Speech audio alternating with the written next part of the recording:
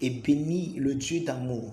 Le Christ logique de ce matin, c'est Amo ergo sum, j'aime dont je suis. Le Père est parce qu'il nous aime. Est-ce que tu sais que le Père, ce qu'il est, c'est de t'aimer? L'être du Père résonne. L'être du Père rayonne dans l'amour qu'il a pour toi. L'être du Père brille dans l'amour qu'il a pour toi. L'être du Père est illuminé par l'amour qu'il a pour toi. Bien-aimé, Dieu ne peut plus être Dieu s'il cesse de t'aimer. Voilà combien important il t'a fait. Voilà combien important, voilà l'importance qu'il t'a donné. Bien-aimé, Dieu a connecté l'être qu'il est à l'amour qu'il a pour toi. Oh, alléluia. Et il t'a créé à son image et selon sa ressemblance. Bien-aimé, quand tu cesses d'aimer, tu cesses de vivre. Quand tu cesses de manifester l'amour, tu cesses de vivre. Bien-aimé, tu n'es plus vivant. Tu peux être là, tu marches, mais tu n'es plus dans la vie. Parce que la vie, c'est l'amour. L'amour, c'est la vie. Élève ta voix ce matin et bénis le Dieu qui t'a aimé. Le Dieu qui, dans l'amour, t'a créé. Le Dieu qui, dans l'amour, bien-aimé, a décidé de ne pas être Dieu sans t'aimer. Bien-aimé, le jour où il cesse de t'aimer, il n'est plus Dieu. Et il sera toujours Dieu. C'est pourquoi il t'aimera toujours. Bien-aimé, tu as quelque chose sur laquelle tu peux te fonder. L'assurance dans laquelle tu es si sûr. Bien-aimé, c'est l'être même de Dieu. Dieu a juré par celui qui est plus, par lui-même, parce que rien n'est plus grand que lui, de t'aimer éternellement. De t'aimer éternellement. Et il a dit, lorsque Jésus sortait de l'eau, oh, lorsque Jean l'a baptisé, celui-ci est mon fils bien-aimé, en qui j'ai mis toute mon affection. Bien-aimé, le Père, le Fils, le Saint-Esprit a mis toute son affection en toi. Le Dieu Trine a mis toute son affection en toi. Tu es l'objet de ses désirs. C'est pourquoi les anges sont sidérés. Les anges sont étonnés, ils se posent des questions. Mais quel est même cet homme? Qui est-il même pour que Dieu prenne soin de lui? Pour que Dieu ne pense qu'à lui? Pour que le Dieu ne parle que de lui? Pourquoi la communication de Dieu est dominée par cet homme? Qui est-il? Qui est même l'homme? Qui est même l'homme pour que tu prennes soin de lui? Oh, alléluia, les anges sont étonnés. Les anges sont étonnés. L'amour que Dieu a pour toi étonne les anges. L'amour que Dieu manifeste à ton égard étonne, bien-aimé, les armées célestes. Et il se pose la question, mais qui est même l'homme? Qui est même cet homme? Alléluia. Bien-aimé, tu n'es pas ce que tu penses être. Tu n'es pas les informations que la chair et le sang te donnent. Non, tu es extrêmement, excellemment plus grand que ça. Oh, élève ta voix ce matin. Li apprend 12 ans à la bras. Élève ta voix ce matin. Élève ta voix et dis merci au Seigneur. Rends-lui grâce, alléluia. Rends grâce à celui dont l'être brille concernant l'amour qu'il a pour toi. Bien-aimé, l'amour que Dieu a pour toi est ce qui fait de Dieu Dieu. Le jour où Dieu cesse de t'aimer, il n'est plus Dieu. Hey,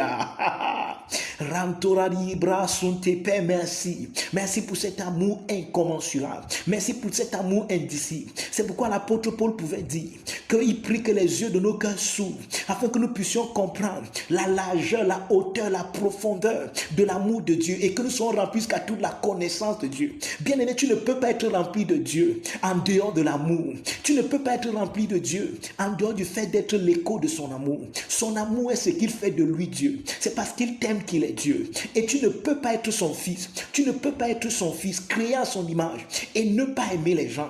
Bien-aimé, quand tu cesses d'aimer, en réalité tu cesses de vivre. Tu commences à mourir parce que tu entres dans une autre vie qui n'est pas en Dieu. Et tout ce qui n'est pas en Dieu périt. Tout ce qui n'est pas en Dieu n'est pas éternel. Tout ce qui n'est pas en Dieu est appelé à passer. Il n'y a que ce qui est en lui qui ne passe pas. Il n'y a que ce qui est en lui qui, lorsque les choses seront ébranlées et secouées, va demeurer. Bien-aimé, une seule chose demeure, c'est l'amour de Dieu. Tu aimes parce que tu es.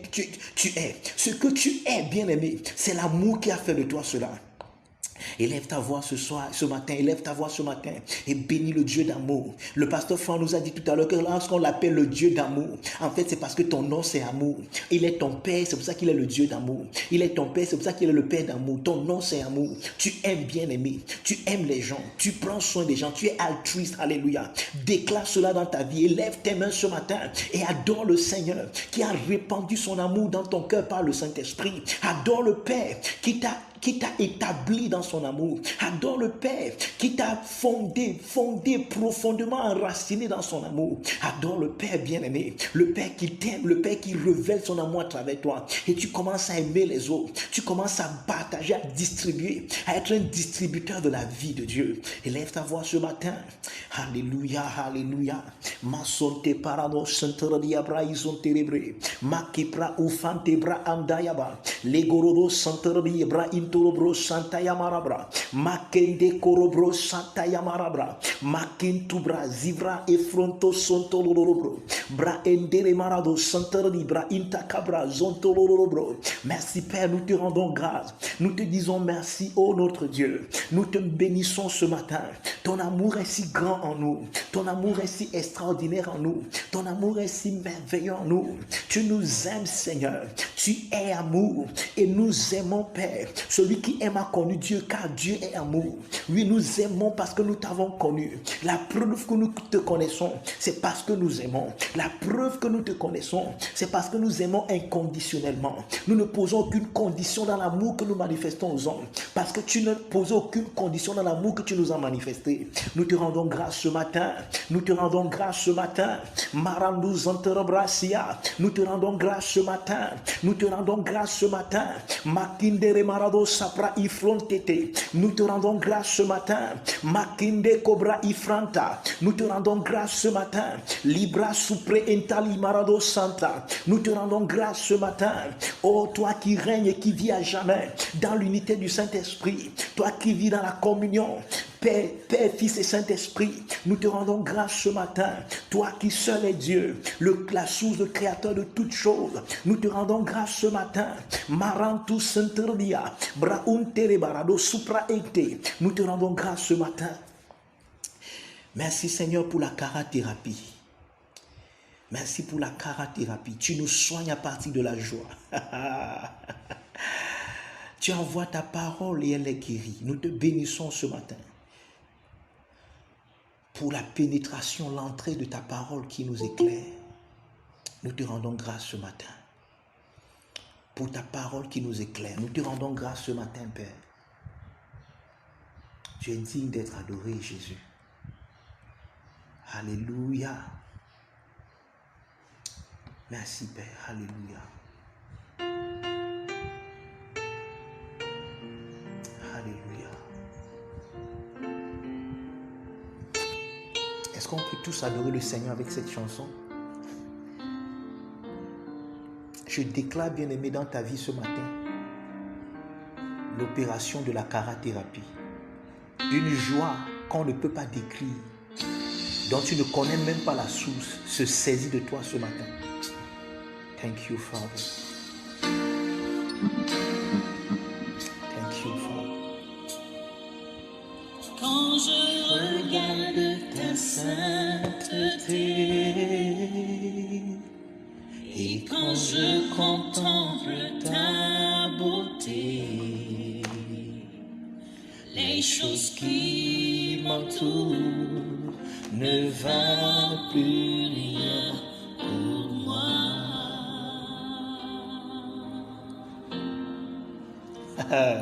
Je découvre la joie de te chanter, de déposer ma vie à tes pieds.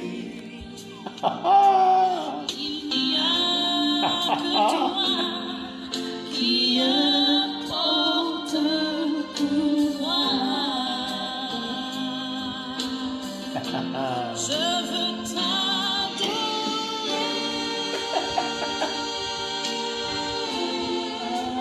Oui, t'adorer.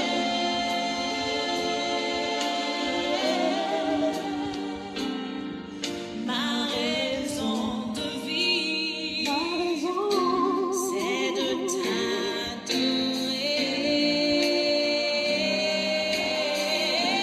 Je veux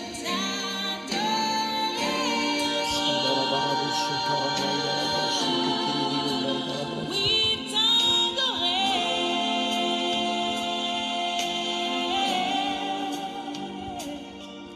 Ma raison de vie, c'est de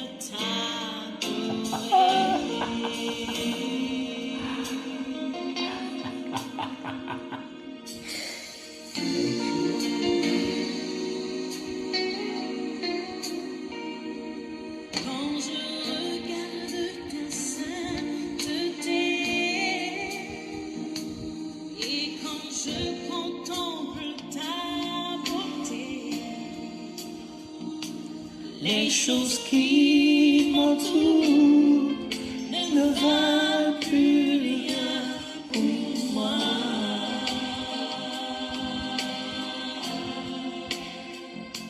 Je découvre la joie de te chanter, de déposer ma vie à tes pieds.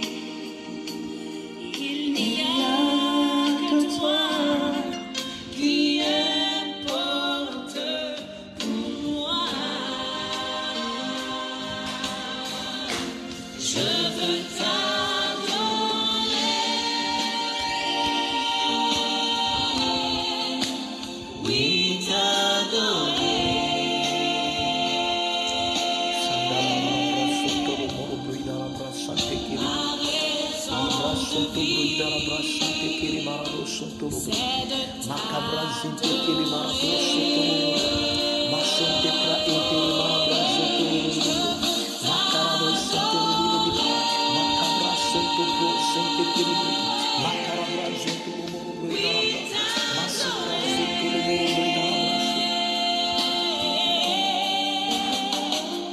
C'est la raison pour laquelle je vis.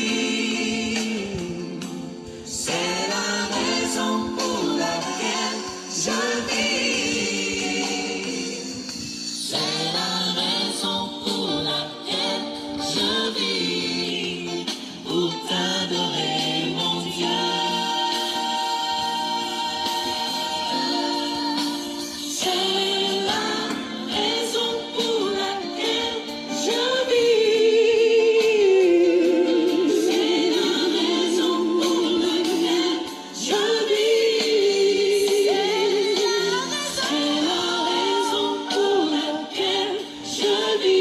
t'adorer, mon Dieu.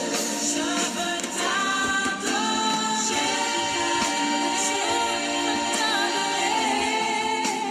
Oui, t'adorer.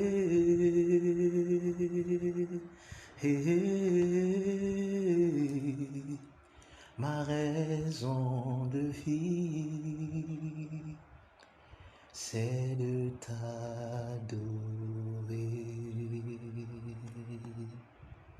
C'est la raison pour laquelle je vis. C'est la raison pour laquelle je vis. C'est la raison pour laquelle je vis. Pour t'adorer, mon Dieu. C'est la raison pour laquelle je vis. C'est la raison pour laquelle je vis. C'est la raison pour laquelle je vis. Pour être aimé par toi. C'est la raison pour laquelle nous vivons, d'être aimés par toi. Ton amour est la vie en nous. Tu as dit qu'il n'y a pas de plus grand amour que de manifester, de donner sa vie pour ceux qu'on aime. Et sur la croix, par ce sacrifice, tu as révélé le plus grand amour. Toi qui n'as pas connu de péché, tu es devenu péché pour nous, afin qu'en toi nous devenions la justice même de Dieu. Seigneur Jésus, le grand frère de la race humaine, nous t'adorons ce matin. Père éternel, toi qui es incréé, toi qui ne procèdes pas, nous t'adorons ce matin. Saint-Esprit, toi qui procèdes du Père et du Fils, et qui est la réciprocité de leur amour, nous t'adorons ce matin. Ô toi le Dieu Trine, Père, Fils et Saint-Esprit, nous t'adorons ce matin. Avec nos mains élevées et nos cœurs remplis d'actions de grâce, nous t'adorons ce matin. Nous reconnaissons que tu es notre Père et que nous sommes tes enfants bien-aimés. Parce que dans le plan que tu as conçu en toi-même, c'est que lorsque le temps sera accompli, tu devais réunir en un seul, sous un seul chef, toutes choses qui sont dans les cieux et sur la terre. En Christ, nous sommes dans le meilleur du ciel et de la terre au même moment. Et ce matin, nous te rendons grâce. Nous te disons merci, Père. Merci, Seigneur, pour cette karathérapie encore ce jour. Merci pour ton amour, merci pour ta grâce. Seigneur, nous te recommandons nos cœurs pendant que nous entrons dans l'homélie ce matin. Père, nous voulons recevoir la parole. Et il y a un seul moyen de la recevoir, c'est avec joie. Merci pour ta joie, Seigneur, qui est dans le message et qui est communiqué par l'attitude du messager que je suis, afin de se saisir du cœur de tes enfants et de révéler en eux, Seigneur, la joie que tu as toujours été et que tu es toujours, afin qu'ils puissent se réjouir dans la joie, Seigneur, que tu as répandue en eux. Merci pour ce message, merci pour cette karathérapie, merci pour les guérisons, merci pour la délivrance, merci pour les démons qui sont chassés, merci Seigneur pour la repentance, le changement radical de paradigme. Nous te disons merci, Abba notre Père, par l'esprit d'adoption. Amen. Amen. Amen. Amen. Amen, amen, amen, amen.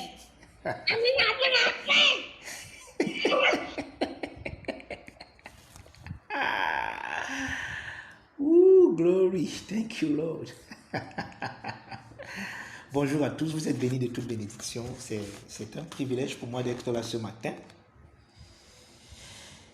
et de parler au peuple extraordinaire de Dieu, Dieu que vous êtes. Vous êtes tellement bénis que chaque fois que quelqu'un doit prendre la parole devant vous, il tremble. Parce que vous êtes particulier. Je crois que c'est Pierre qui le dit. Que vous êtes une nation sainte, un peuple acquis, un sacerdoce royal. Demande à quelqu'un, est-ce que tu sais que tu es particulier? Est-ce que tu sais que tu es spécial? Est-ce que tu sais que tu es spécial? Hein, maman Joséphine, est-ce que tu sais que tu es spécial? Maman Muriel, maman Cathy, Emilia, Espérance, Ornella, Sandra, papa Moukoko, pasteur Franck, maman Agnès, maman Annie. Est-ce que vous savez? Est-ce que tu sais que tu es spécial?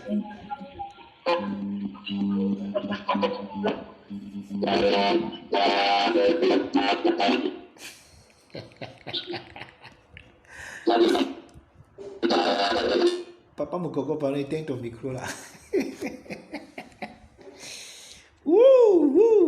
J'ai 1 heure seulement devant moi. J'ai tellement de choses à dire ce matin. Waouh. Quand le temps est petit comme ça, je ne sais même pas par où tu vas commencer. Hein. Ok. Donc, depuis dimanche passé, nous avons commencé à... Bon, dimanche passé, c'est vrai qu'on n'a pas enseigné. On a juste expérimenté la karathérapie. Ce matin, on va commencer à enseigner ce que c'est. Parce que l'enseignement t'établit dans l'expérience. Ce n'est pas l'expérience qui t'établit dans l'enseignement. Contrairement à ce que les gens pensent, c'est l'enseignement qui t'établit dans l'expérience. Donc, nous avons expérimenté la karathérapie la semaine passée. Cette semaine, on va commencer à enseigner là-dessus pour qu'on sache ce que c'est. Parce que c'est comme un thème qui est nouveau pour plusieurs. Et plusieurs personnes m'ont écrit pour me demander que ton affaire de karathérapie là même, c'est encore quoi? Je leur ai dit seulement de se connecter dimanche et ils sauront ce que c'est. Ok. Karathérapie. Je puis juste dire que karathérapie, ça vient de 2 mots. Ça vient du mot kara, qui est le mot grec pour joie. Et thérapie, la thérapie, c'est un traitement ou une cure. Une thérapie, c'est un traitement ou une cure. Et ce thème est tiré d'un passage. Mais je ne veux pas trop m'attarder dans ce passage ce matin. Je crois que je vais le faire plutôt la semaine prochaine. Jean chapitre 16, versets 20 à 22. Soyez un peu rapide avec moi. Je serai très rapide parce que je n'ai pas assez de temps. 1 heure ne vont pas me suffire pour enseigner tout ce que je vais enseigner. Je n'ai qu'1 heure, donc je vais être un peu rapide. Jean 16, versets 20 à 22. En vérité, je vous le dis, vous pleurez et vous lamentez et le monde se réjouira. Non. En vérité, je vous le dis, vous pleurerez et vous lamenterez et le monde se réjouira. Vous voyez, Jésus annonce une antinomie entre l'attitude de ce qu'il appelle le monde ici et l'attitude de ce qu'il appelle vous. Vous ici s'adresse à ses disciples. Il dit, pendant que vous allez être en train de vous lamenter et de pleurer, le monde lui sera en train de se réjouir. Ça veut dire que votre lamentation va apporter la joie du monde. Donc la source de la joie, de la réjouissance du monde, c'est parce que vous vous lamentez. La source de la réjouissance du monde, c'est parce que vous pleurez. Donc, toute personne qui se réjouit de la lamentation ou des pleurs de l'autre, se réjouit de la joie de ce que Jésus appelle ici le monde. Écoutez ce qu'il dira à la suite concernant cette joie. Il dit, vous serez dans la tristesse, mais votre tristesse se changera en joie. Ça veut dire que pendant qu'ils sont en train de se lamenter et de pleurer, une chose est sûre, ces lamentations occultent quelque chose qui est plus grand. Ils se lamentent certainement parce que leur focus est sur les vicissitudes, sur les choses qui leur arrivent.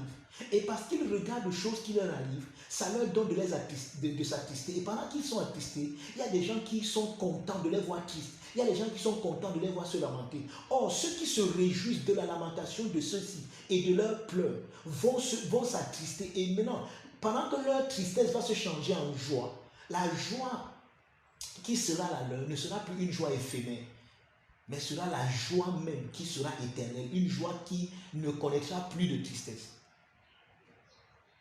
Alors Jésus pour leur expliquer ce qu'il est en train de dire, il dit au verset 21, la femme, lorsqu'elle enfante, éprouve de la tristesse. Donc, la tristesse dans laquelle vous êtes, ce n'est pas juste une tristesse à cause des vicissitudes, c'est une tristesse à cause de ce que vous portez. Donc, tu es attristé à cause de ce que tu portes, à cause de la grossesse qui est en toi. Et j'aimerais que vous dites ce matin que nous tous, d'une manière ou d'une autre, nous sommes enceintes du but et du plan de Dieu pour nous. Et cette grossesse, lorsqu'elle est sur le point, lorsque nous sommes sur le point d'accoucher, de mettre au monde, d'amener sur la terre le but pour lequel nous avons été nés, nous sommes créés. Bien aimé, ça ne se passe jamais facilement. C'est précédé par ce qu'on appelle les douleurs de l'enfantement. Bien aimé, tu sens les douleurs, les contractions. Ce n'est pas facile d'accoucher le plan de Dieu pour toi. Ce n'est jamais facile de mettre au monde ce pourquoi tu es né. Ce n'est jamais facile de manifester ton identité réelle en Christ. Ce n'est jamais facile de vivre, bien aimé, pour l'image à laquelle tu as été né avant même la fondation du monde. Parce qu'il y a d'autres images qui se proposent à toi et qui sont vraiment moins chères et qui sont bon payées, qui sont bon marché. Mais c'est le faux. Vous savez, tout ce qui brille n'est pas or. Et généralement, la fausse image de toi vient à toi. Et elle te dit que non, voici le raccourci, passe comme ça et tu vas accomplir ça. Non, mens un peu, vole un peu. Vous voyez, un peu comme Abraham, Dieu lui dit, j'ai fait de toi le père de beaucoup d'enfants. Et sa femme lui dit que non, mon frère, tu es déjà vieux, tu racontes quoi, père de beaucoup d'enfants, tu vas accoucher l'enfant à quel âge? Pardon, va vers Agar, prends le raccourci, va vers Agar. Vous voyez, parfois, le faux, la fausse image de nous est bon marché. Elle nous propose cette voie. Et cette voie est alléchante parfois, parce qu'elle est facile à suivre. Mais rester enceinte du plan de Dieu, rester enceinte du dessein de Dieu, ce n'est jamais facile. Bien aimé, ça change ta morphologie, ça change tes goûts. Bien aimé, toi qui n'aimais pas le piment, tu commences à lever les gens à minuit pour le piment. Toi qui ne lisais pas la Bible, tu commences à lire la Bible jusqu'à ce que tu ne dors plus. Toi qui n'aimais pas écouter, il y a une transformation et un changement radical. Quelqu'un me comprend? Amen.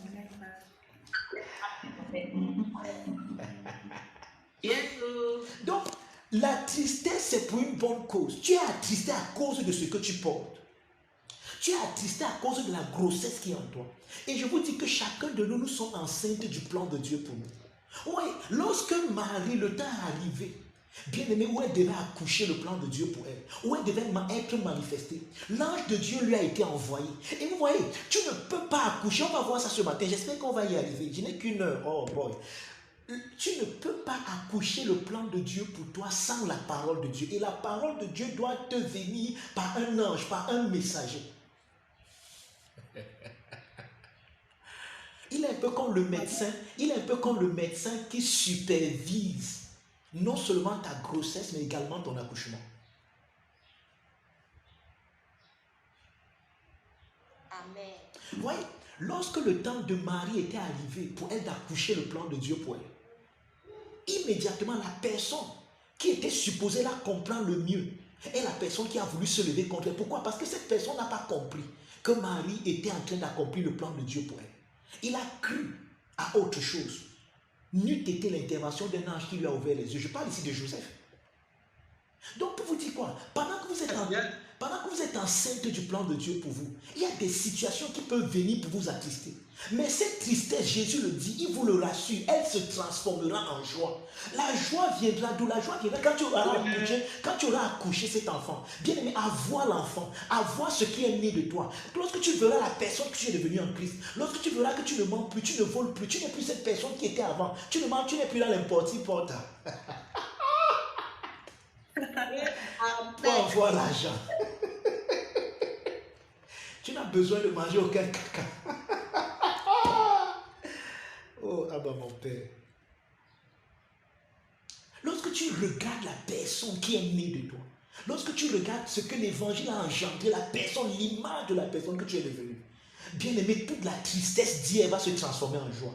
Oui, hier, peut-être les gens t'ont mal compris. Ils ont commencé à t'appeler ma pasto. Ils ont commencé à t'appeler Sainte Nitouche. Oh, elle veut montrer qu'elle est trop sainte. Oh, elle veut montrer que c'est Jésus. Oh, Seigneur Jésus, nous te saluons. Et les gens t'ont vilipendé. Les gens se sont moqués de toi. Tes collègues ont ri de toi. Ils ont fait de toi leur objet de rire, de dérision. Et tu étais seul. Tu as perdu les amis à cause de cet évangile. Tu as perdu les compagnons. Les gens qui étaient intimes avec toi t'ont abandonné. Tu t'es senti seul. Oui, ça a été dur. Mais pour quelle raison? Parce qu'il fallait que tu accouches la personne que tu es. Et quand tu verras cette personne demain, bien aimé, ça en vaudra le coup. Tu riras. Tu vas te dire que waouh, donc il fallait que vous partiez pour que j'accouche cette personne. Oui, ça en vaut la peine. Et tu vas même te dire que s'il faut encore même que vous partiez tous et que je sois encore seul, juste pour accoucher cette personne encore, j'aimerais encore être seul. Même si je suis seul, je le resterai. L'essentiel, c'est que je suis heureux et heureux de la personne que je suis en Christ aujourd'hui.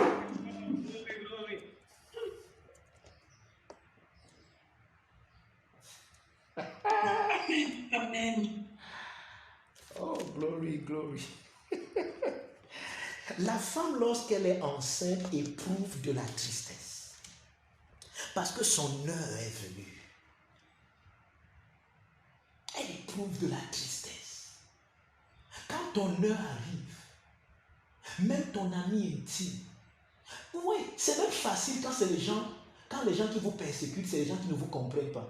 Mais imaginez-vous que vous soyez persécuté par les gens qui sont supposés vous comprendre. Ça veut dire qu'imaginez-vous que la persécution vient de l'église.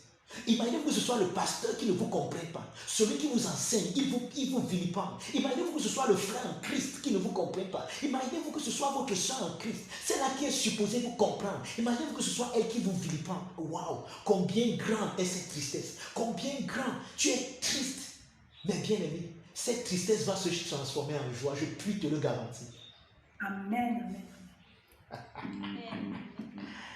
It is a matter of time. Cette tristesse va... C'est juste ton heure qui est venue. Et comme c'est ton heure, parce que c'est ton heure... Regardez, lorsqu'une femme est enceinte, bien aimée, qu'il faille qu'elle vive les contractions, même l'amour que son mari a pour elle ne peut pas l'empêcher de vivre les contractions. Et le mari ne peut pas réaliser combien douloureux sa femme est en train de passer. Parce que c'est elle seule qui... Donc, il arrive un moment de ta vie où même les gens qui devaient te comprendre, ou même les gens que tu croyais pouvoir te comprendre, ne te comprendront pas. Et ça va t'attrister, c'est naturel. Maintenant, cette tristesse, tu ne dois pas te focaliser sur elle. C'est une tristesse qui est passagère. Ça annonce quelque chose de plus glorieux. La tristesse là est comme un piédestal, est comme une plateforme, est comme un socle sur lequel tu vas t'appuyer pour passer à la prochaine étape de ta vie. Amen. Wow. Donc tu ne dois pas te focaliser sur cette tristesse. Oh, m'a abandonné. Ne te plains pas. Ne te plains pas. Bear it, supporte. C'est une bonne tristesse. C'est les douleurs de l'enfantement.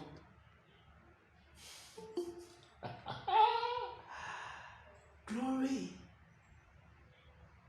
La femme, verset 21, la femme, lorsqu'elle enfante, éprouve de la tristesse. Parce que son heure est venue. Parce que son heure est venue. Oh, l'heure vient et il est déjà là. Où les vrais adultes, l'heure là est venue. Là où tu dois mettre au monde la vraie personne, la vraie image de toi. Les gens ont connu une personne narcissique. Les gens ont connu une personne qu'on pouvait manipuler. Les gens ont connu une personne avec laquelle ils pouvaient jouer. Oui, c'était toi avant. Mais l'heure est venue. Quand l'heure là vient, ces gens même ne comprennent plus. Ils se rendent compte que les mêmes choses qui te faisaient pleurer hier, ils te titillent et tu ne pleures plus. Pourquoi? Parce que ton heure est venue.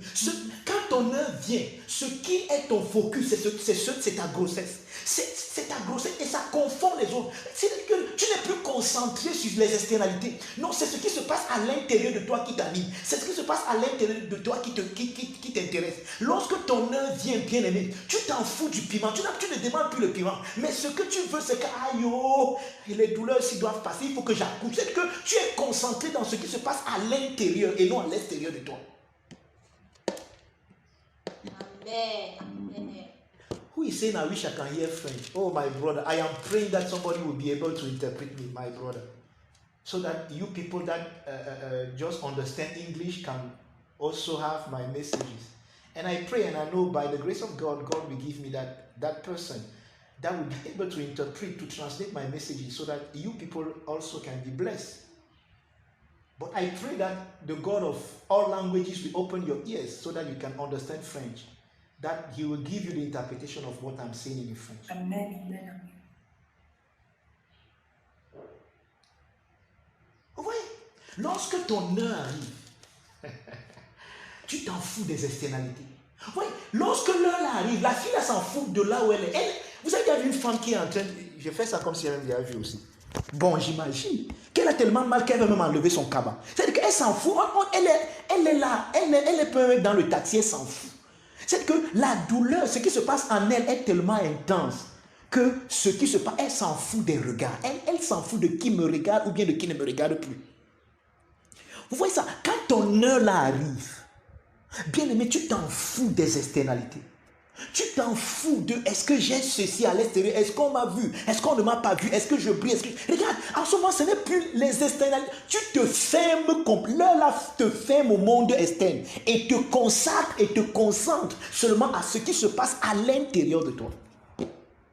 Ta grossesse devient ton focus. Tu es enceinte du but de Dieu et jusqu'à ce que tu l'accouches. Rien d'autre n'attire ton attention. Rien d'autre n'a ton attention. Rien d'autre n'a ton attention. Tu es consacré. Et les gens autour de toi ne te comprennent pas. Aïe, oh, tout l'argent, c'est seulement pour Dieu. Donc tu n'as rien d'autre à faire de ta vie. Tout ce que tu as, c'est seulement Dieu, Dieu, Dieu. Oui, ils ne savent pas. Vous n'êtes pas dans la... Et maintenant, quand toi, tu ne comprends pas, tu vas dire que les gens me jugent. Ils te jugent, qu'ils peuvent te juger. Ils savent ce que se passe. Est-ce qu'ils sont enceintes de la même grossesse que toi? Ils savent comment l'enfant est en train de se bouger à l'intérieur de toi. Ils savent comment il est en train de tourner, comment il est en train de se mettre en position pour sortir. Ils savent les contractions que tu as. Ils savent à quel niveau tu es. Peut-être tu as 2 doigts, tu as 10 doigts déjà. Ils savent que tu es même prêt à pousser. Pourquoi tu veux qu'ils te comprennent puisqu'ils ne vivent pas ce que tu vis? Ton expérience est personnelle. Pourquoi tu veux que l'autre te comprenne? Pourquoi tu te plains quand ton mari ne te comprend pas? Pourquoi tu te plains quand ton enfant ne te comprend pas? Pourquoi tu te plains quand tes parents ils ne peuvent pas te comprendre? Ils ne sont pas enceintes de ta grossesse. Vérité. C'est ton heure qui est venue. Bear it.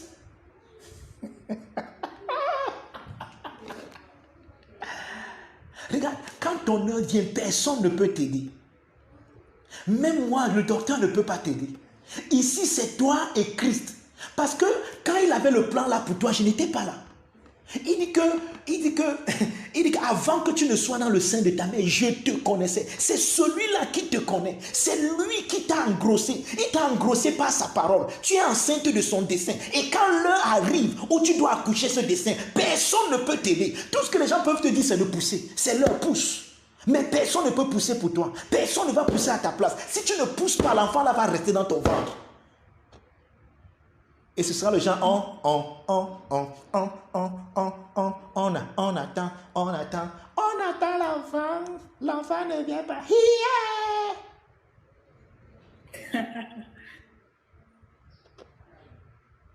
Quand le moment de pousser l'enfant là, d'accoucher le plan et le but de Dieu pour toi arrive, personne ne peut t'aider. Parce que ça ne se passe pas à l'extérieur de toi, ça se passe en toi. C'est à l'intérieur de toi.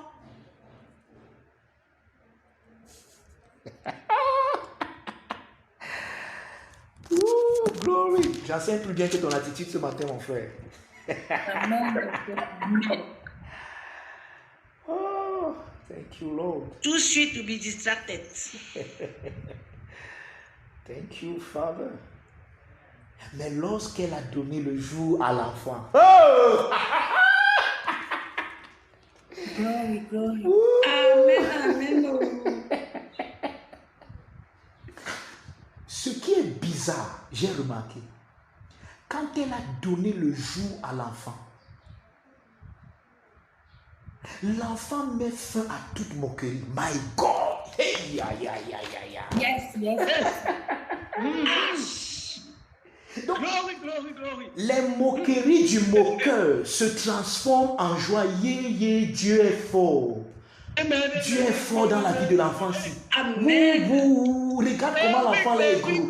Regarde comment il est bien portant. Maman, tu as porté l'enfant si en toi. Le gros bébé si tu l'avais en toi. Donc, l'enfant met fin à toute contestation. L'enfant met fin à toutes les batailles. L'enfant met fin à toutes les guerres. Tout s'arrête. Oh boy. C'est ça que nous appelons la joie de l'enfantement. C'est dans ce mois que nous sommes. Bien-aimé, où tu accouches le plan de Dieu pour toi. Au point où tous ceux qui se sont moqués de toi viendront. Vous savez, Marie dit quelque chose. Elle dit désormais, toutes les générations me diront bienheureuse. Elle savait ce qu'elle avait à l'intérieur d'elle. Même pendant qu'elle était enceinte, son mari a voulu, elle était passive de divorce. Son mari a voulu divorcer d'avec elle. Mais elle dit, ce qu'elle dit, c'est que bientôt, désormais, toutes les générations me diront bienheureuse. Parce qu'elle savait que son heure est arrivée. Mais que il dit quoi? Verset 21. Mais lorsqu'elle a donné le jour à l'enfant, écoutez ce qu'on dit, elle ne se souvient plus de la souffrance. Donc, la naissance de l'enfant, Yes, amen. pourquoi elle ne se souvient plus de la souffrance? Parce que la souffrance était une utopie, c'était un leurre. La souffrance était là pour l'aveugler et lui donner de regarder aux externalités, de ne pas être concentrée en ce qui se passe à l'intérieur d'elle. Mais parce qu'elle a refusé, qu'elle est restée concentrée en ce qui se passe en elle, elle s'est tellement focalisée que quand ce qui est en elle sort, ça l'introduit, elle qui a accouché, dans un nouveau monde. Le monde dans lequel, qui a changé complètement son identité. Maintenant, on ne va plus la connaître en dehors de ce qu'elle a accouché. En d'autres mots, elle devient la mère de ce qu'elle a accouché. Elle devient celle qui donne la vie à ce qu'elle a accouché. Elle devient la source de ce qu'elle a accouché. Et ce qu'elle a accouché change son identité au point où on l'appelle maintenant la mère de ce qu'elle a accouché. Amen. Amen. Amen. Donc, même si la femme s'y veut, elle ne peut plus jamais être connue en dehors de ce qu'elle a accouché. Yes, amen. Donc, même si elle veut, son état, son statut, son identité a changé. Dorénavant, elle est liée à ce qui est sorti d'elle. Amen. Au point où ce qui est sorti d'elle a effacé les moqueries, a effacé la femme stérile qu'on croyait qu'elle était, a effacé la femme, tout ce qu'elle avait comme identité, qui a fait que les gens l'ont abandonnée, ça a tout effacé. Aujourd'hui, elle devient une femme qu'on envie. Et on ne l'envie pas à cause d'elle, mais on l'envie à cause de ce qui est sorti en elle. Quand on voit son enfant, on dit que waouh, maman, vraiment, tu es bénie. Waouh, maman, tu es spéciale. Waouh, maman, vraiment, regarde ce que Dieu a fait pour toi. Waouh. Quel bel enfant. Amen. Waouh. Vraiment, maman. Amen. Dieu t'a béni. Et ces mêmes gens qui hier se moquaient et l'ont abandonné reviendront célébrer avec elle. Amen. Amen. Parce que son level a changé, comme les gens disent. Son level a changé. On dit elle ne se souvient plus de la souffrance à cause de la joie qu'elle a de ce qu'un homme est né dans le monde. Vous donc aussi, maintenant, Vous donc aussi, vous êtes maintenant dans la tristesse. Mais je vous reverrai et votre cœur se réjouira. Et nul, mettez n'importe quoi en nul, changez nul par n'importe quoi, et nul ne vous ravira votre joie. Et nul, oh my father, et nul, mettez n'importe quoi en nul, et nul, aucune maladie, aucun...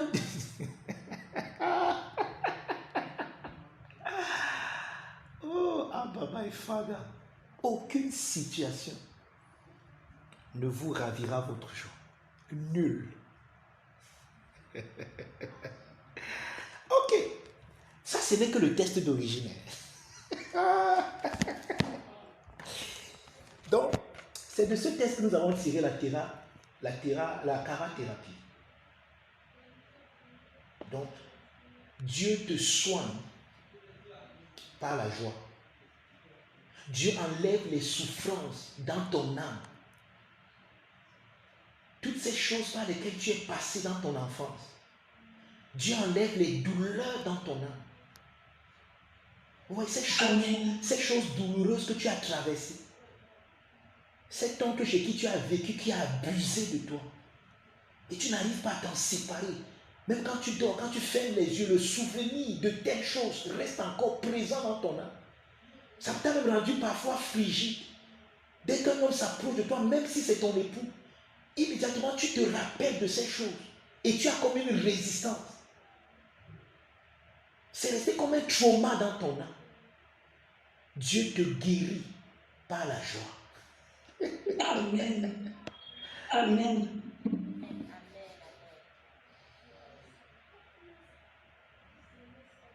Je ne sais pas à qui je m'adressais là, c'était une parole de connaissance. Parfois, quand on enseigne, on dit pas ce que c'est. Parfois, on ne savait même pas ce que c'est. Ok. Voilà. Tout ce que je viens de dire là n'est pas prévu ça dans mon message. Voici maintenant mon message dans lequel j'en...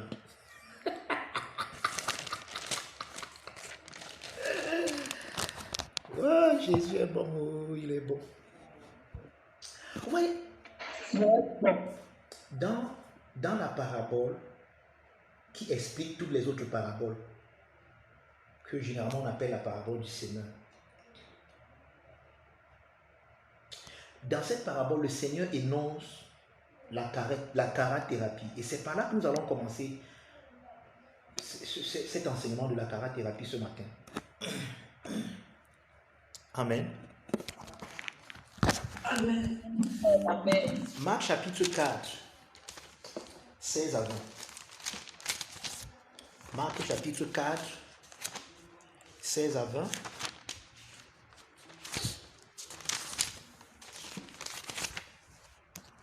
Thank you, Lord. Il dit, donc c'est la parabole du semeur que nous connaissons tous. Il dit à partir du verset 7, à partir du verset 16, les autres, pareillement, reçoivent la semence dans des endroits pierreux. Quand ils entendent la parole, ils la reçoivent d'abord avec joie. Vous voyez ça? Quand ils entendent la parole, ils la reçoivent d'abord avec joie. Donc, Jésus établit le fait ici qu'il n'y a aucun moyen, il n'y a aucun autre moyen de recevoir la parole si ce n'est avec joie.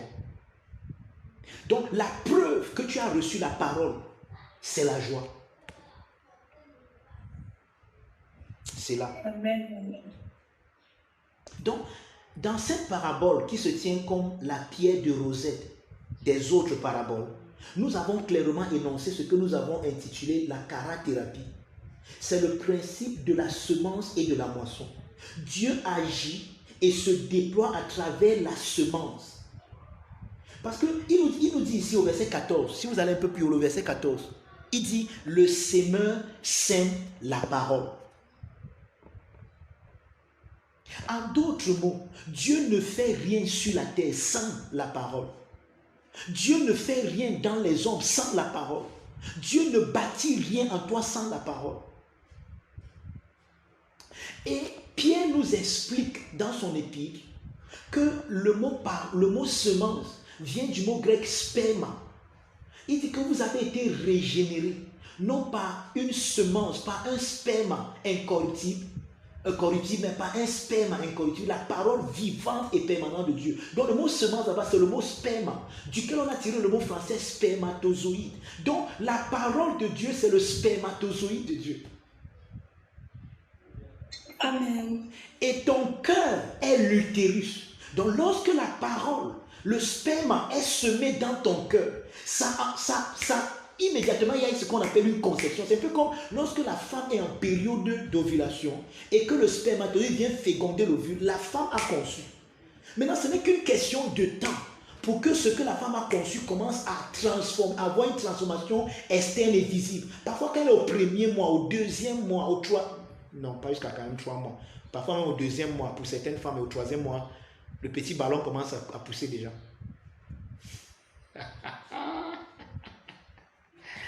Et des transformations commencent à se ressentir. Elle a les nausées, elle commence à cracher partout, à vomir partout. Je dis que tu ne peux pas être enceinte et ça te laisse indifférent, c'est impossible. C'est la même chose spirituellement. La grossesse en toi te transforme. La grossesse en toi te change. Tu n'as besoin de faire aucun effort. La femme enceinte ne fait aucun effort. Ses goûts ont changé. Pourquoi il y a quelque chose en elle. C'est que ses goûts ne dépendent plus de ce qu'elle aimait avant. Ses goûts dépendent maintenant de celui qui est en elle maintenant. Le plan de Dieu en elle change ses goûts. C'est pour ça qu'on dit que lorsque Moïse devint grand, il refusa d'être appelé le fils de la fille de Pharaon. Ce n'est pas lui qui fait, il est enceinte de quelque chose. Avant, il enjoyait le titre de la fille de Pharaon. Il aimait ce titre. Mais aujourd'hui, il n'aime plus ça parce que, tu vois, avant, tu aimais le riz, tu aimais le macaron. Mais dès que tu commences à devenir enceinte, j'ai même appris que parfois, il y a des enfants qui font même que, parfois, la femme même commence même, il crée l'antinomie entre l'homme et la femme. C'est-à-dire qu'elle ne sait pas pourquoi, mais elle n'aime plus son mari. Son mari, elle repousse son mari. On dit que généralement, il y a des femmes, il y a des grossesses aussi qui font ça. Mais ta grossesse ne te fera pas ça. Amen. Amen. Amen. Amen. Ah, on dit qu'elle commence à... Répondez. Oui, répondez vraiment, pasteur Franck, comme tu dis. Elle commence à... C'est un d'informe. Ah bon? Donc vous ne saviez pas ça? Ah bon, on m'a dit ça, qu'il y a les grossesses qui font ça, que c'est parfois les manifestations de la grossesse. Ok. Donc, Dieu agit dépendamment de la parole. Dieu est présenté comme étant le sémeur. Et l'activité du sémeur, c'est de sémer la parole. En d'autres mots, quand tu pries et que tu demandes quelque chose à Dieu, le seul moyen de Dieu d'agir et de répondre à ta doléance, c'est en sémant la parole. Dieu ne fait rien sans sa parole. Dieu ne fait rien en dehors de sa parole. Toutes les activités de Dieu sur la terre sont régies par la parole. Ok. Ton silence va me plaire beaucoup. Amen. Amen, papa. Amen. Amen. Donc, le sémeur sème la parole. Et le mot parole dans ce verset est traduit du mot logos. Et dans d'autres versions, on appelle ça le verbe. Maintenant, regardez, dans le psaume 107, l'auteur décrit avec merveille l'attitude du peuple qui se révolta contre les paroles de Dieu et qui avait méprisé le conseil de Dieu. Et par cette attitude, ils se sont ouverts à la souffrance. Donc, le peuple souffrait parce qu'ils ont méprisé les paroles de Dieu, parce qu'ils se sont ouverts eux-mêmes à la souffrance. Vous comprenez un peu. Maintenant, moi, ce qui m'intéresse, c'est le verset 20. Le verset 20 dit quelque chose de particulier. Il dit, il envoya sa parole et les guérit. Il les fit échapper de la fosse. Donc, et ici, il parle de Dieu qui a délivré son peuple, le peuple d'Israël qui était esclave en Égypte. Comment Dieu a-t-il délivré le peuple? Il a envoyé sa parole.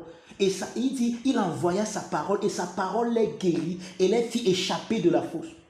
Maintenant, comment Dieu envoie-t-il sa parole? Comment Dieu commissionne-t-il sa parole? Oui, c'est ça qui m'intéresse ce matin. Comment la parole de Dieu me parvient-elle?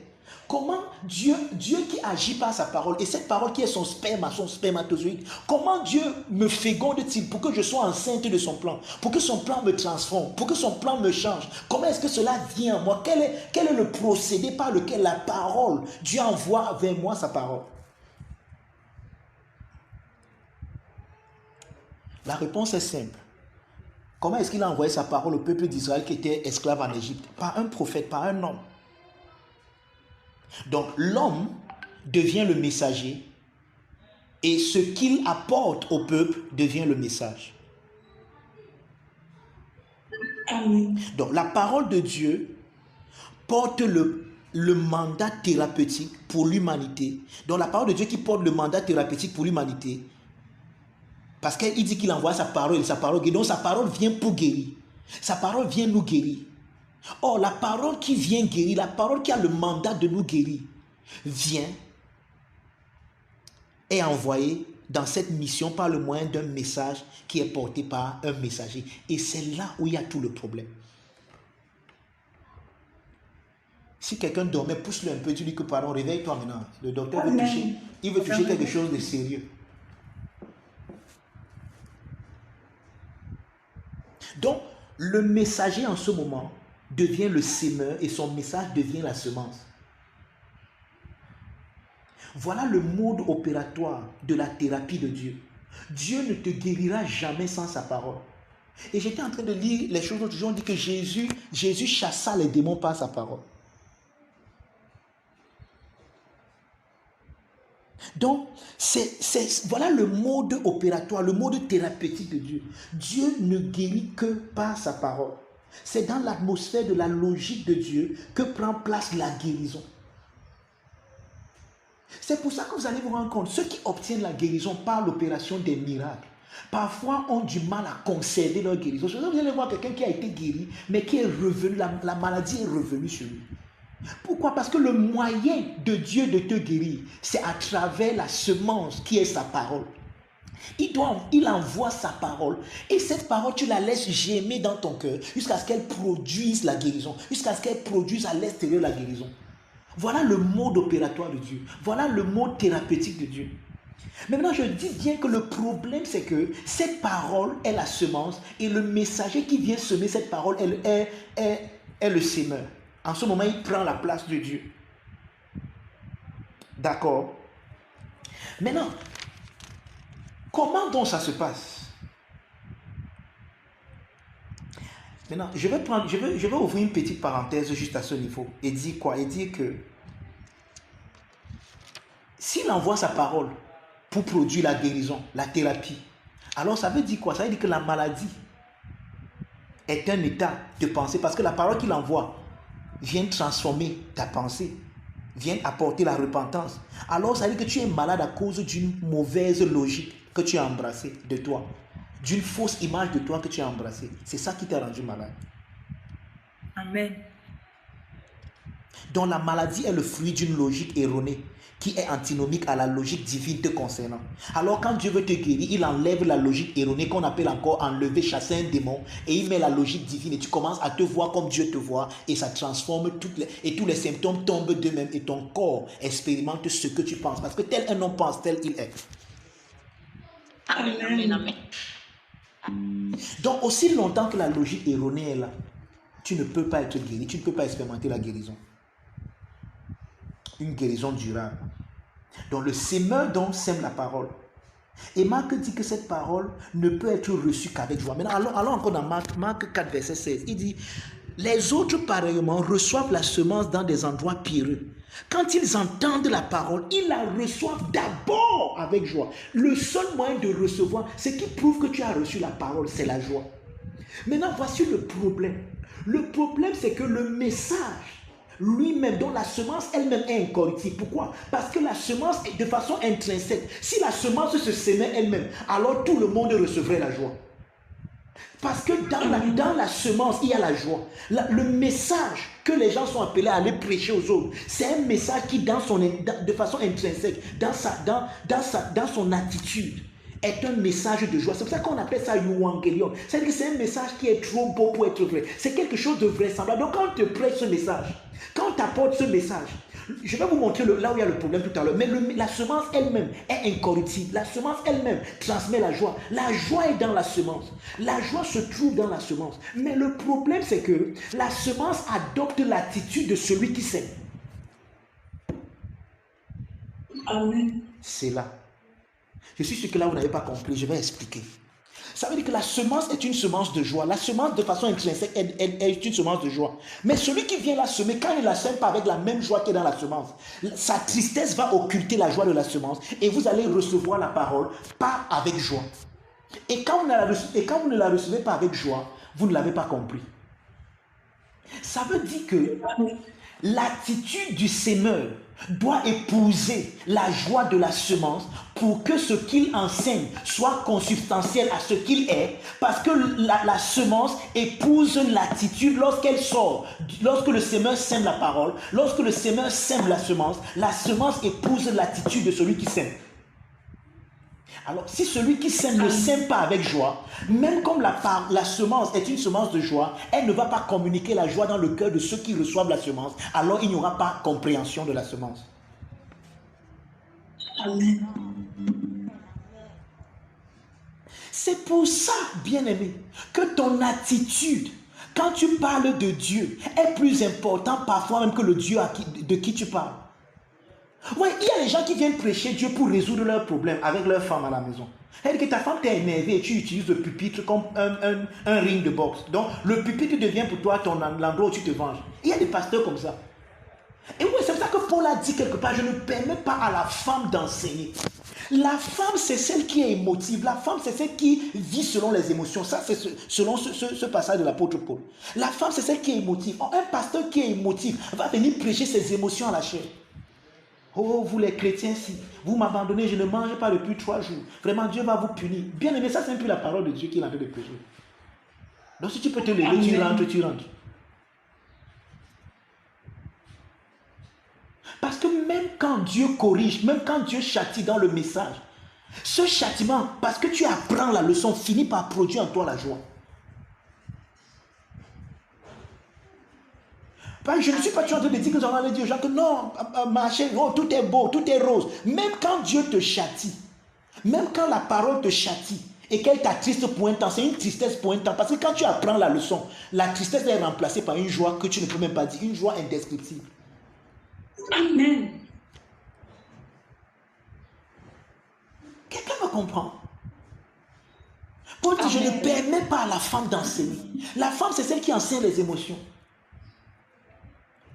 Tu peux être même pendant que tu es sur le chemin en train d'aller prêcher, dans la voiture, ta femme et toi, vous vous êtes engueulés. Quand tu arrives à la chair, tu oublies ta femme. La chair, ce n'est pas le moyen de dire, oh, il y a les femmes, hein. Vraiment, il faut faire attention aux femmes. N'épousez pas n'importe quelle femme. Tu es en train de te venger. Et quand tu le fais, tu es exactement en train de faire la même chose que Moïse a fait. Et n'oubliez pas que l'apôtre Paul nous dit que le ministère que Moïse a rendu au peuple d'Israël, c'était un ministère de la mort. C'était le ministère de la mort. La mort, c'est quoi? C'est que cette personne utilise le pupitre comme un moyen de se venger. Il y a des pasteurs qui font ça. Tu provoques le pasteur, il t'attend le dimanche matin. Et il commence à prendre les exemples sur toi. Toi-même, tu sens que ici, c'est de moi qu'on parle. Amen. En ce moment-là, bien-aimé, tu utilises le pupitre Vérité, papa. comme ton ring de boss pour te venger des gens. Et ça, même si tu prêches n'importe quoi, ça ne peut pas bénir les gens. C'est un ministère de la mort.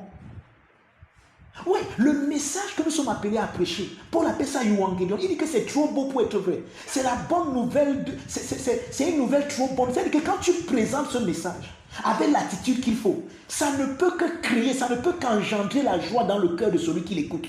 Parce que non seulement la semence même a la joie, mais l'attitude du semeur, le semeur sème avec joie. Il vient présenter, c'est-à-dire qu'il épouse le caractère de la semence. La semence l'a d'abord affecté lui-même. Lui-même, la semence qui est la joie l'a affecté de joie. Et quand il vient semer la semence de joie avec joie, bien aimé, ça produit la joie dans le cœur de ceux qui écoutent. Et c'est comme ça qu'ils comprennent. Si tu n'as pas eu la joie, tu n'as pas compris. C'est pas moi qui dis. Marc 4, verset 16. Quand ils entendent la parole, ils la reçoivent d'abord avec joie.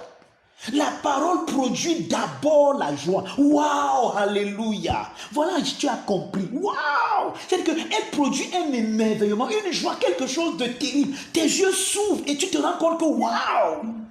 Tu es médusé, tu es sidéré, tu es abasourdi devant la beauté, une beauté que tu n'avais pas vue. Tu te rends compte de combien aveuglé tu étais. Tu te rends compte de combien enténébré tu étais. Tu dis waouh, pourquoi je n'ai pas vu ça depuis? Waouh, hey, waouh. Vous voyez, cette joie, c'est elle la preuve que tu as compris. Si tu ne l'as pas eu, tu n'as pas compris. Va encore méditer, va encore écouter, va encore t'asseoir, écoute encore attentivement, jusqu'à ce que ça produise en toi cette attitude. Waouh! Mais parfois, l'attitude là est occultée par l'attitude de celui qui vient semer. Je suis venu te prêcher la bonne nouvelle. Je suis venu te dire que si tu ne changes pas d'attitude, tu vas aller en enfer. Tu vas brûler en enfer. Et toi-même, tu vois, non, ce n'est pas bien d'aller brûler en enfer. Tu acceptes Jésus, non? Accepte-le. Ah, sinon, bien aimé, tu parles de quoi là? Tu prêches quoi? En fait, toi-même, malgré le fait que tu as la semence, tu es en train de brûler en enfer. Bizarre. Comment tu as la semence? La semence ne t'a pas empêché de brûler en enfer. Toi, tu viens m'empêcher de brûler en enfer.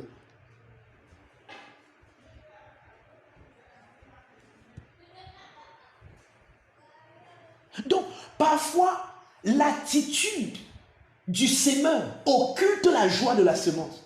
Parfois, le semeur ne sème pas la semence comme il devrait la semer. Il présente mal la semence. Et dès que la semence est mal présentée, il n'y a pas compréhension. Les gens n'ont pas compris. Les gens n'ont pas reçu. La preuve qu'on a reçue, c'est la joie. Une joie que tu ne peux pas décrire se saisit de toi. Tu dis waouh, waouh.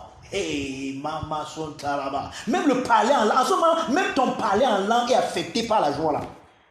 C'est-à-dire que même si avant tu parlais en langue, les maman, tu langues, hey, les carados, satayaba, hey. C'est-à-dire que on ne peut plus t'arrêter, tu deviens inarrêtable, on ne peut plus te maîtriser. En fait, tu deviens comme quelqu'un qui est ivre, tu es sous, la joie là te saoule. Elle te saoule.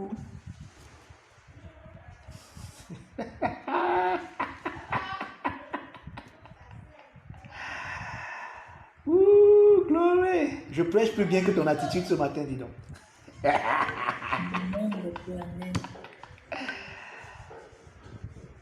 Teach me ça. Teach me. Regardez. Voici maintenant. Écoutez ce qu'il dit. Il dit, ces gens-là reçoivent d'abord avec joie. D'accord. Donc, le seul moyen de recevoir la parole, c'est la joie. Maintenant, regardez. Je veux qu'on regarde quelque chose, parce qu'on va continuer, on va continuer avec cette parabole dimanche prochain. Je veux juste vous montrer quelque chose.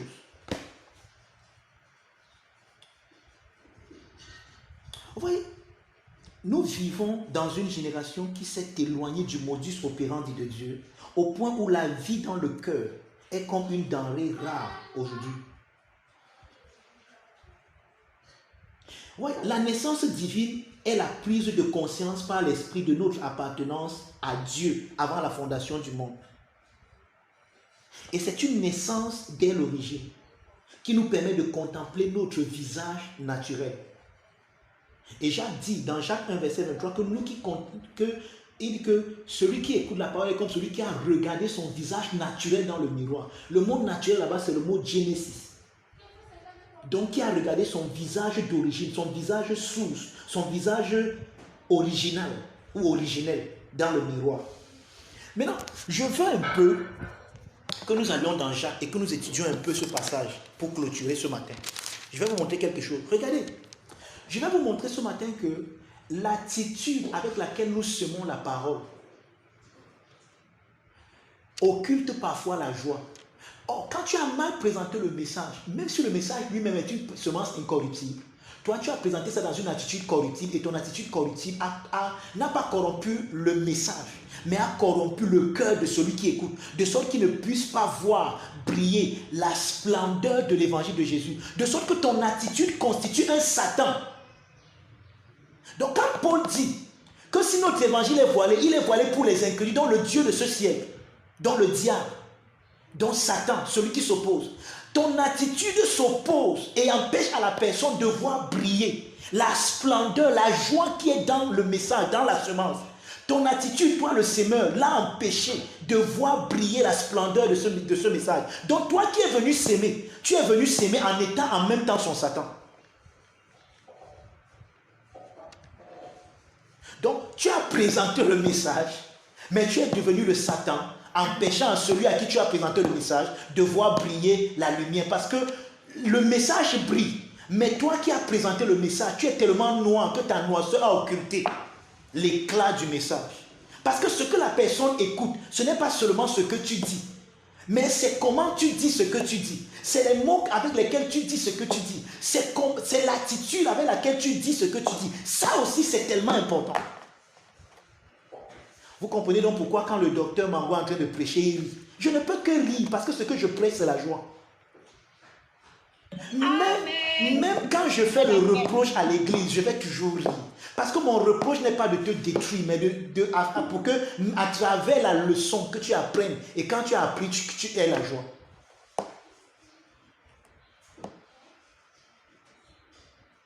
Si tu ne dis pas amen, si tu ne dis pas amen, je ne continue pas. Je te fais aussi les chantages maintenant. Amen. Hello. Oh boy, thank you Jesus. Allons-y. Jacques, rapidement, on finit avec ça. Jacques chapitre 1, 22 à 25. Je vais d'abord lire dans notre traditionnel Louis II.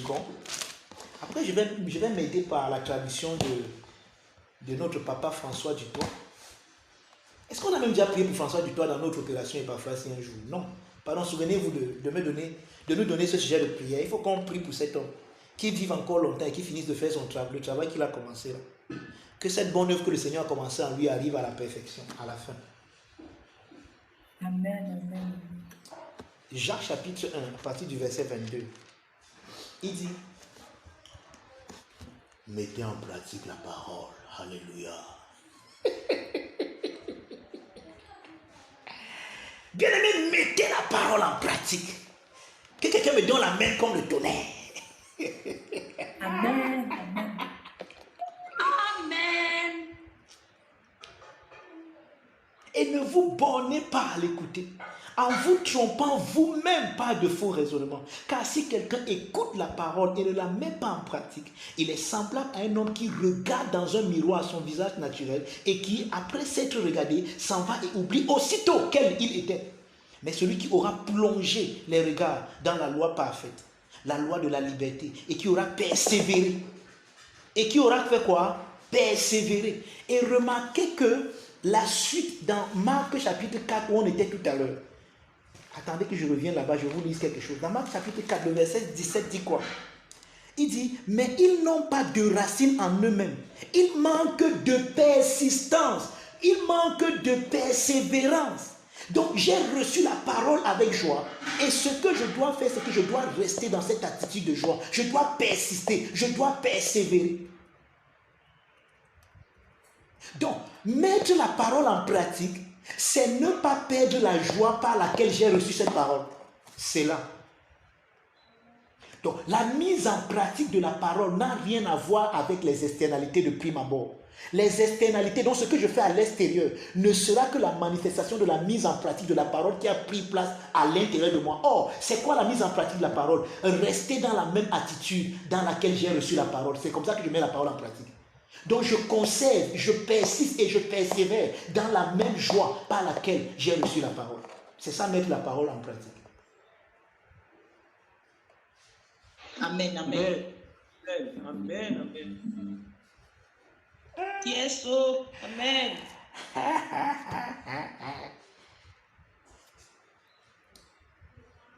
et qui aura persévéré, n'étant pas un auditeur oublieux, mais se mettant à l'œuvre, celui-là sera heureux dans son activité. Bon, ça c'est 8 secondes. Maintenant, je veux qu'on lise ça dans la Mirror Bible de François Dutoit. Il dit, verset 22,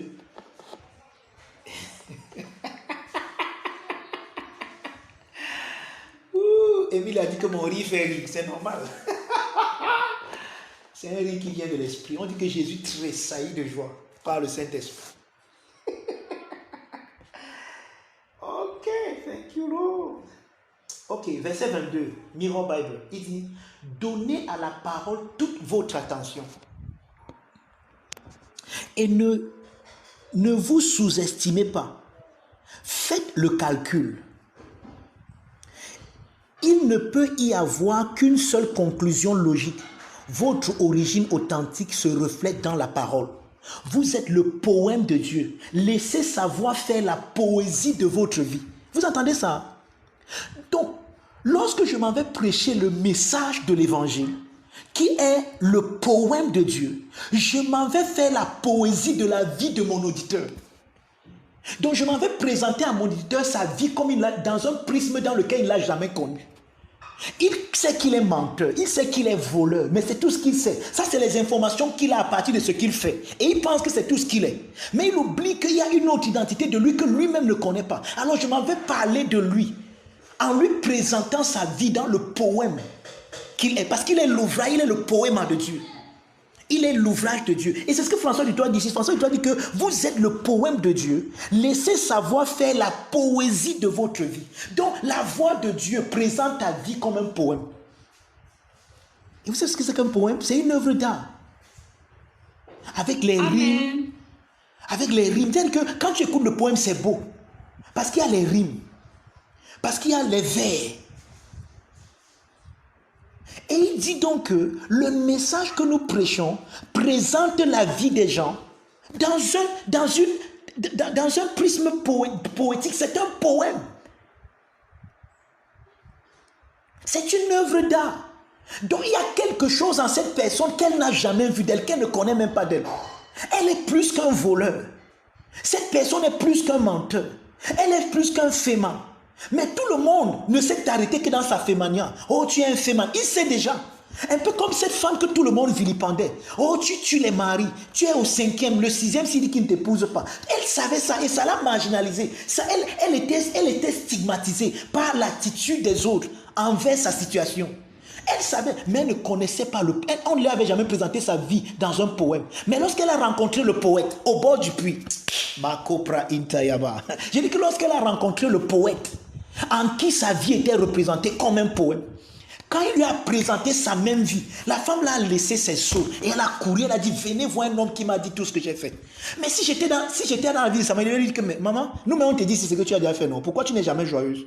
Qu'est-ce que le gars là t'a dit de spécial de ta vie qui te rend joyeuse? Nous on te parle de ta vie si tu es triste. Parce que les femmes juives ne vont pas au puits seules. Et les femmes juives vont au puits le matin. Mais cette femme, c'est à cause de la stigmatisation de son problème. Elle était obligée d'aller au puits seule. Et elle partait au puits dans l'après-midi pour que personne ne la voie aller au puits. Donc cette femme était stigmatisée, elle était marginalisée parce qu'on lui disait son problème. Mais lorsque le poète a parlé de sa même situation, il lui a posé, il lui a dit que amène-moi ton mari. Elle dit que ouais. Et si aussi veut recommencer. Je n'ai pas de mari, il dit que ah ok. C'est ce qu'il a dit ça en riant parce que l'attitude que j'ai c'est ce qu'il avait aussi. Il a ri. Ok, je vois. Tu as eu 5 maris et celui avec lequel tu es maintenant n'est pas ton mari. Je vois. Oui, il parle de la même situation, mais avec une attitude. Quelle est la différence avec les gens qui lui rappelaient la même chose à cette femme? L'attitude. Les autres lui rappelaient ça avec une attitude pour occulter, pour la détruire. Mais lui parle de la même situation, mais dans l'amour. L'amour, dans la bouche de l'amour. L'amour peut parler de ta même situation, en te parlant de toi, mais dans un prisme que tu n'as jamais connu de toi. Pour la première fois, on lui parle de son problème, elle n'est pas triste. Elle dit que je vois que tu es un prophète. Ok, comme tu es même un prophète, j'avais même des questions. Vous vous dites qu'il faut aller adorer là-bas, non? Et elle a commencé à poser, elle s'est ouverte à la conversation. Vous voyez, généralement quand on lui parle de son problème, elle se ferme. Elle s'attriste. Mais pour la première fois, on lui parle de son problème et elle souffre. What happened? l'amour a présenté sa vie dans un poème. Oh boy. Au point où à un moment, cette femme a laissé son vase. Elle a laissé tout là-bas. Elle a couru. Venez voir.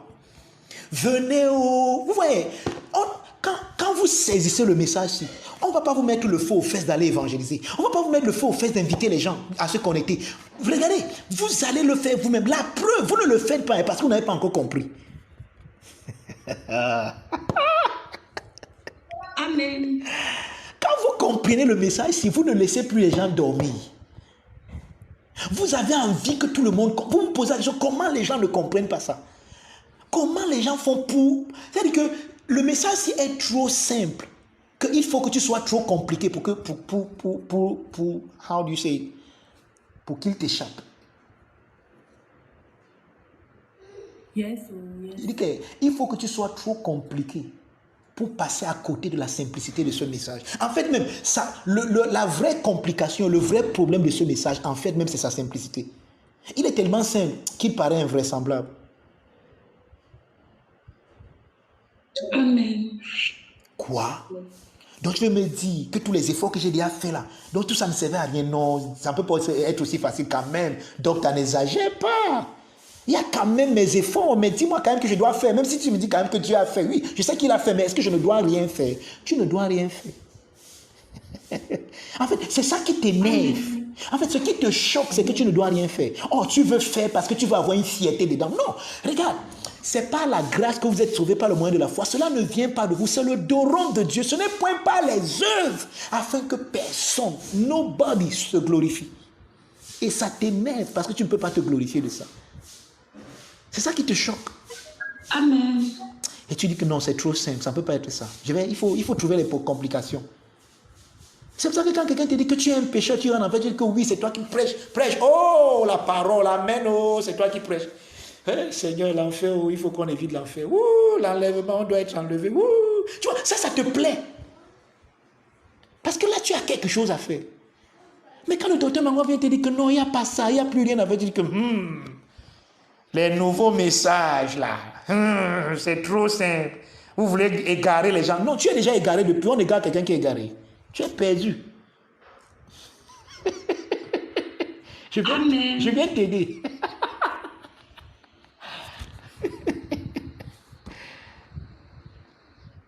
Thank you, Father. J'aime cette partie de la Mirror Bible.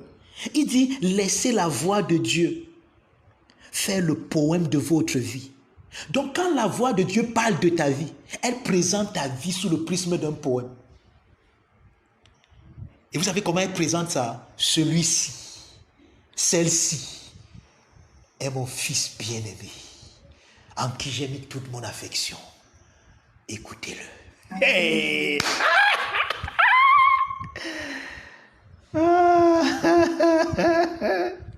Ah, laissez ça. Dieu dit qu'on écoute qui moi, que qui m'écoute. Dieu dit à toute la création de t'écouter.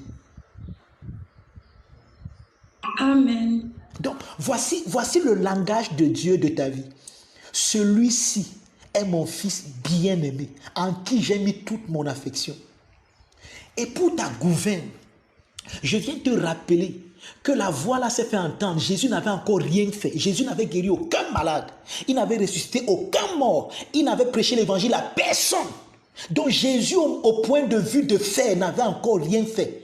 Il n'était même pas encore entré dans les prérogatives de son ministère messianique. Parce que c'est après ça qu'il va dans le désert. Et c'est après le désert maintenant qu'il est rempli du Saint-Esprit, qu'il s'en va maintenant faire son premier sermon. Donc ici, Jésus n'a encore rien prêché. Mais le Père affirme le Fils. Celui-ci est mon fils. Parce que la filiation du fils ne repose pas sur ce qu'il fait, mais sur qui il est. Amen.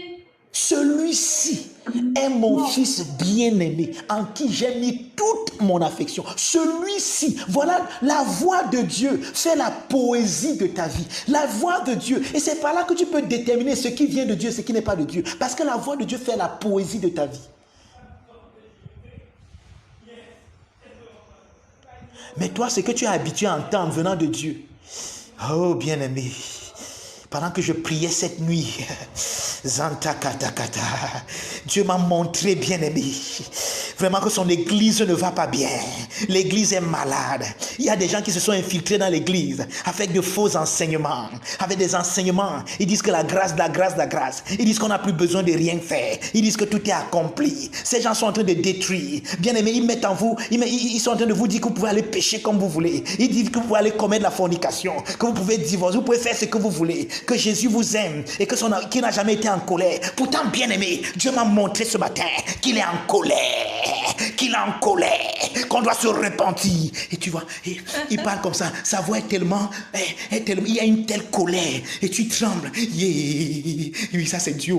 Amen, au homme de Dieu. Parole, parle-moi. Yeah. Parle-moi. Ce n'est pas Dieu qui parle. Dites-moi à qui Jésus a parlé comme ça. Même quand les prostituées sont venues vers lui, il ne les a pas chassées. Même quand on a attrapé une femme en flagrant délit d'adultère, il ne l'a pas vilipendée. Il a pris sa défense parce qu'il est le consolateur. Ça vient encore du mot avocat. Il prend la défense. Il ne prend pas ta défense en dehors de toi. Il prend ta défense parce que la vraie personne que tu es, c'est ce qu'il est. Et comme personne ne peut le condamner, personne ne peut te condamner. Il prend ta défense pas pour accepter les choses que tu as fait. Il n'a pas dit que cette femme n'a pas commis l'adultère. Il n'a jamais dit que vous ne l'avez pas attrapée en flagrant. Oui, vous l'avez attrapée, mais elle n'est pas cette femme. Amen. C'est ça le vrai truc, c'est qu'elle n'est pas cette femme. Oui, vous l'avez attrapée, mais ce n'est pas elle que vous avez attrapée. La vraie, elle, c'est moi. Et moi, je ne fornique pas. Amen.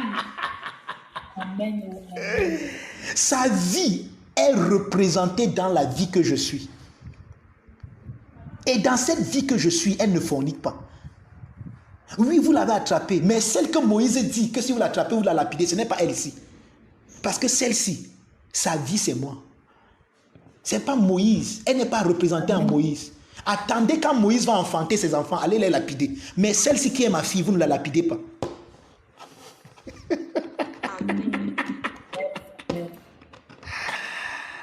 Oh, thank you, Lord. Ouais, c'est ça le problème. Quand on prêche comme ça, on dit que le docteur Mangouan dit qu'on peut aller vivre comme on veut. Je n'ai jamais dit ça et je ne le dirai jamais. En fait, tu peux aller vivre comme tu veux. Si ce que tu veux, c'est Christ en toi qui le veut en toi, oui. En ce moment, tu vas faire ce que tu veux. Parce que ce que tu veux, c'est Christ. Regarde, quand tu fais de l'éternel tes délices, fais tout ce que ton cœur désire. Ça vient de Dieu. Amen. Amen. Donc, en fait, s'ils disent même que nous vous disons d'aller faire ce que vous voulez, oui, c'est vrai. Parce qu'en fait, Dieu même veut que tu fasses ce que tu veux. Parce qu'il sait que quand il est en toi et que tu es conscient qu'il est en toi, ce que tu veux est consubstantiel à ce qu'il veut. Ta volonté a épousé sa volonté en tant que tu deviens le doulos qu'il est. En ce moment, ce que tu veux bien aimer, c'est ce qu'il veut. Va, vis comme tu veux. Une chose est sûre, ce que tu voudras ne sera jamais contraire à celui qui vit en toi. Parce que Paul dit, ce n'est plus moi qui vis, c'est Christ qui vit en moi. Mais il y a des gens qui veulent vous conditionner, qui veulent vous mettre dans une autre prison. Une prison dans laquelle eux-mêmes ne se sont jamais sortis. Parce que celui qui prêche le péché là, lui-même est le premier pécheur. Faites l'exemple. Regardez, je ne vais pas vous donner ce travail, ça ne sert à rien. Mais allez scruter dans la vie de tous ceux qui prêchent le péché. Vous allez voir qu'ils sont des pécheurs. Mais c'est qu'ils ont seulement des bonnes techniques pour cacher. Ils ont des couvertures grandes pour cacher leur état. Et pour venir présenter les couvertures aux gens et faire comme c'est ce qu'ils sont. Ils ont l'apparence de la piété, mais ils renient ce qui en fait la force. Regardez bien, tous les gens, oh le péché, vous avez les fornicateurs. C'est quelqu'un qui est toujours dur envers les gens. Regardez bien sa vie. Vous allez voir que c'est un bon fornicateur, mais lui, il est très apte. Il est habile, il sait comment il cache ça. Et on n'arrive pas à voir.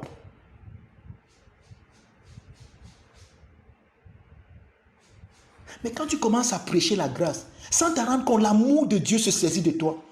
Et tu commences à aimer les gens d'un vrai amour. Et cet amour fait que tu ne les exploites pas. Parce que pourquoi les gens font les fornications, les adultères? C'est de l'exploitation, c'est un faux amour. Tu t'aimes en quelqu'un d'autre.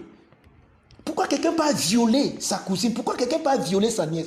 Parce qu'il veut l'utiliser pour satisfaire un désir qui est enfoui en lui. Ce n'est pas un rapport sexuel consentant ou un peu comme on a vu hier, l'acte d'adoration où j'adore Dieu, pas ton corps, pas toi. Nous sommes dans une interactivité où nous sommes en train d'adorer. Non, là-bas maintenant c'est que je veux satisfaire un désir et je t'utilise. Là je ne t'aime pas, ce n'est pas le vrai amour, ce n'est pas l'agapé, ce n'est pas l'amour de Dieu. Mais celui qui commence à aimer les gens, à être altruiste, il commence à se pencher vers les gens et non à exploiter les gens. Donc, nous allons nous arrêter là ce matin. Nous allons continuer à partir d'ici la semaine prochaine. Il y a quelque chose que je voulais relever, mais à cause du temps, je ne veux pas déborder. Je ne veux pas trop déborder dans le temps. Je vais m'arrêter là pour ce matin. Je veux simplement ce matin que tu comprennes que la parole est déjà une parole de joie, mais il y a également l'attitude dans laquelle tu présentes le message. J'espère que maintenant vous comprenez pourquoi le docteur Mangwa aime rire. Je ne peux que rire. Je vous dis la vérité, même quand je suis triste, même quand je passe par des moments difficiles, même quand je passe par des situations décamboliques, quand j'ouvre la bouche pour parler de ce message, je me mets à rire. Même si après avoir fini de parler de ça, je vais pleurer. Mais je vais pleurer après. Mais pendant que je suis conscient du message, je ne peux que rire. Parce qu'il n'y a aucune autre attitude que tu peux adopter avec ce message. Regardez, je vous dis la vérité, quand vous allez commencer à me comprendre, vous allez voir ce que je vous dis. Et regardez, vous serez devant un sorcier, quelqu'un qui a tué, qui a fait du mal aux gens, qui vous a même fait du mal, ainsi de suite. Mais vous serez en train de lui parler de l'amour de Dieu et en train de rire même.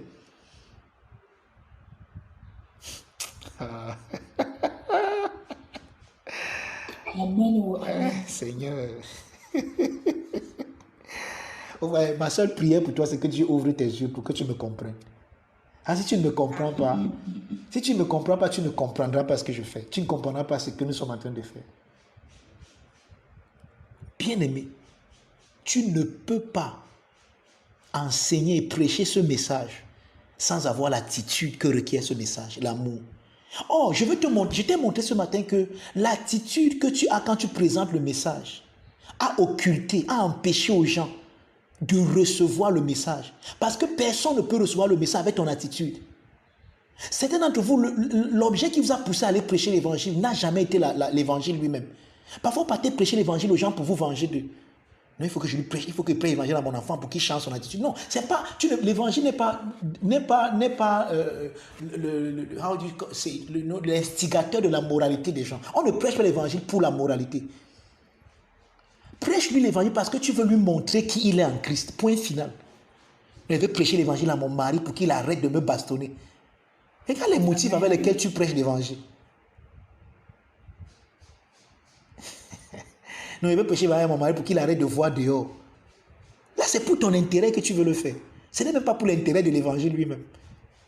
Prêche l'évangile pour l'intérêt de l'évangile et tu verras qu'il aura plus d'impact dans la vie de ceux qui t'écoutent. Amen, amen, amen. D'autres prêchent l'évangile pour leur vente. Ils prennent ça comme un objet de manipulation. Dès qu'ils ont 20, 25 personnes, 30 personnes, 40, 100 personnes qui sont connectées à eux, tout ce qu'ils voient, c'est l'argent. Et ils commencent à vous prêcher que, bien aimé, les gens ne donnent plus leur dîme depuis, les gens ne payent plus, ne donnent plus les offrandes. Oh, le dévoreur, Dieu va prendre ça d'une manière ou d'une autre. Donc, bête, tu donnes maintenant. Et tu commences à effrayer les gens.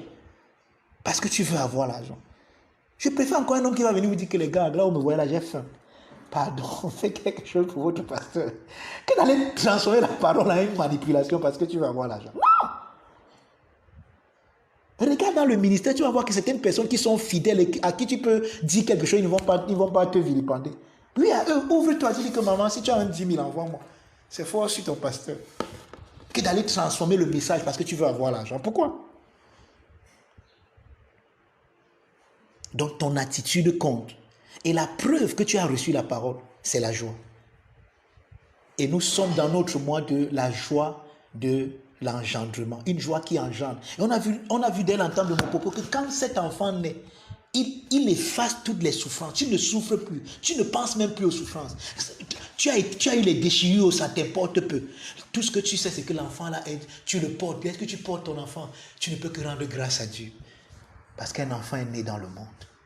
Et cette joie qui est la tienne, personne ne peut te l'enlever. Il dit nul ne peut te l'enlever, nul ne peut te l'enlever. Et c'est dans cette joie que je te vois ce matin te réjouir. Une joie que nul ne peut enlever. Une joie que rien ne peut enlever. Rien ne peut te séparer de cette joie. Parce que c'est une joie qui est fondée et ancrée dans l'amour de Dieu qui définit ton identité originelle, la véritable personne que tu es en Christ. Père, nous voulons te rendre grâce et te dire merci ce matin pour cet enseignement. Nous te bénissons pour ce message. Je veux prier pour toutes les personnes qui ont écouté.